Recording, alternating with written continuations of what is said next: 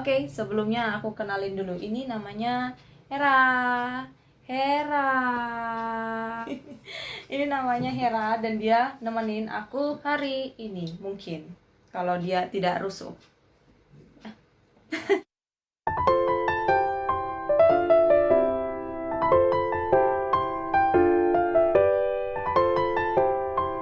Hi everyone, my name is Ame Teresia or you know me as Chokosiba Books. In today's video, aku mau nge-review buku dari penerbit Harulagi dan bukunya adalah Jeng Jeng, Burning Heat karangan Akiyoshi Rikako. Sebenarnya aku sudah lama ngebaca buku ini, mungkin sekitar beberapa bulan yang lalu, mungkin sekitar Maret gitu kalau nggak salah. Dan aku baru kesampaian untuk nge-review buku ini sekarang.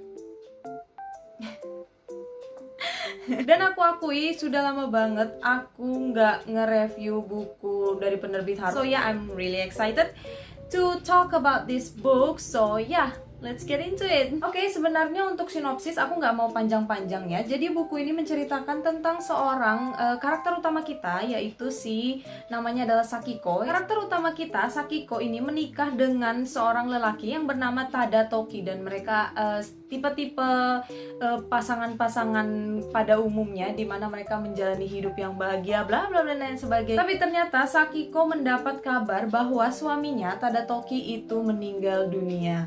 Dan fast forward, si Sakiko ini pun percaya bahwa suaminya ini dibunuh, sehingga dia pun mencari cara untuk mengetahui siapa pembunuh suaminya ini. Dan dia pun tahu, akhirnya dia mengetahui siapa pembunuh suaminya ini, yaitu seorang dokter yang bernama Hideo.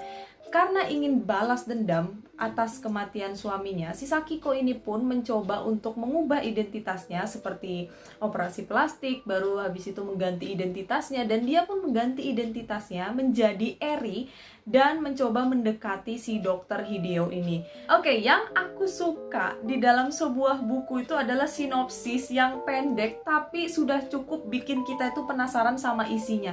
Seperti ini nih. Jadi di sini tuh sinopsisnya itu cuma 2 kalimat doang.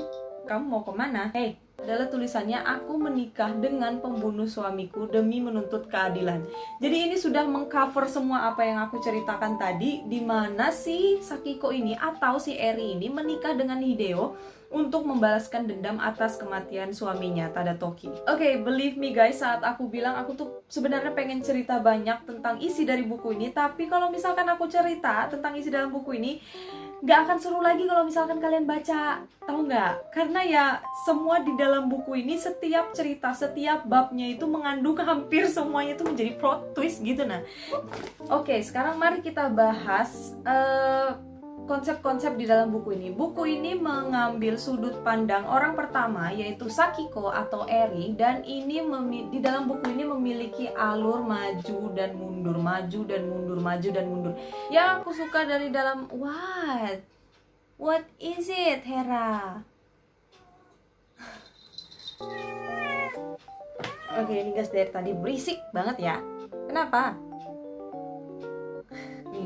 Pertama-tama yang aku suka dari bukunya Burning Heat ini adalah hanya karakter dari Sakiko doang, tapi karakter-karakter lain dari dalam buku ini pun bisa kita lihat juga perkembangan dari karakteristik mereka atau sifat mereka. Dan yang kedua, buku ini cukup sederhana, yang menurutku itu genrenya adalah genre thriller, tapi menurutku thrillernya itu ringan dibanding buku-buku Akiyoshi Rikako yang lain yang membuatku tuh kayak.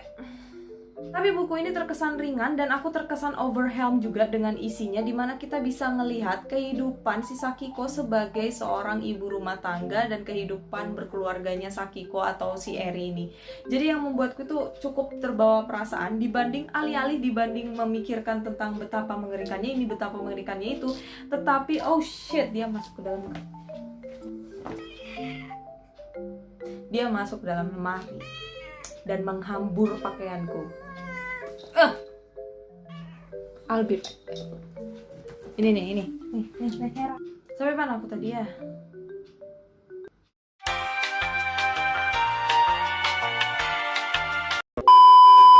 Oke. alih-alih dibanding kita memikirkan thriller atau misteri dari cerita ini, kita itu malah dibawa ke bagaimana kita bisa merasakan perasaan yang dirasakan oleh Sakiko sebagai suami orang yang tidak dia cintai. Dan kita itu juga bakal dibawa dengan bagaimana kita tuh bakal bersimpati dengan karakter ini, bersimpati dengan karakter ini, sehingga kita bakal kebawa perasaannya di setiap cerita. Jadi ya kayaknya ini bukunya kebanyakan sedihnya sih dibanding thrillernya. Kekurangan dari buku ini adalah aku kurang enjoy dengan alur maju mundur yang disajikan di dalam buku ini, dimana ada alur maju mundur yang menurutku itu terlalu slow pace, yang terlalu lambat banget.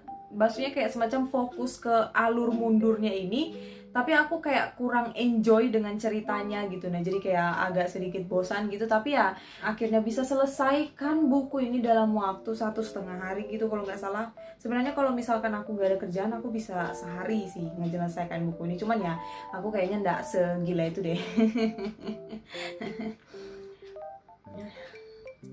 Kalau untuk ngasih rating, aku bakal memberikan buku ini rating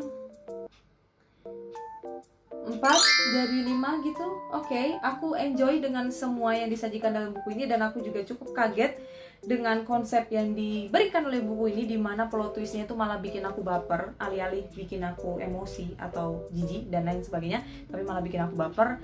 Jadi ya, damn you book, why?